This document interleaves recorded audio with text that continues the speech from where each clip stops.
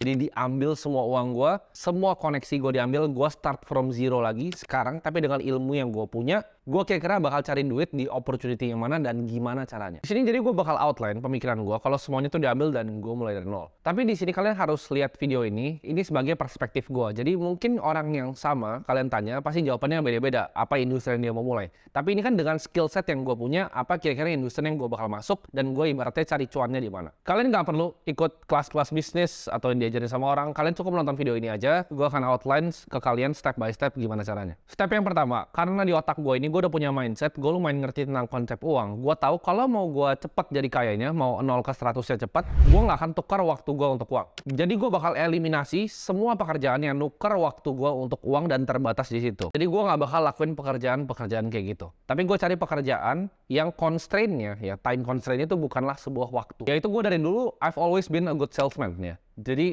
gue itu adalah seorang sales. Jadi gue pasti cari pekerjaan yang basisnya sales. Kenapa sales? Orang bakal bilang, aduh nggak mau lah jadi sales nawar-nawarin orang. Tapi sales itu nggak ada time constraint-nya. Tapi kalian digaji berdasarkan result kalian. Dengan skill sales yang gue punya sekarang, gue yakin kalau gue jadi jualan apapun, lo mau kasih gue jualan apapun dengan skill yang gue punya sekarang. Jadi uang pertama yang gue actually akan dapetin, gue nggak akan kerja yang kayak UMR, gue nggak akan kerja yang lain-lain, gue langsung hantam di sales. Karena kalau misalnya gue mau cari kerjaan korporat yang uangnya banyak dengan skill gue, misalnya contohnya investment banking dan lain-lain, tanpa koneksi itu rada nggak mungkin. Jadi yang uangnya bisa sama, bisa puluhan juta, yaitu adalah sales. Itu kan opsi pertama. Kalau gue terlantar gitu, itu pinggir jalan ya, itu opsi pertama yang gue akan lakukan.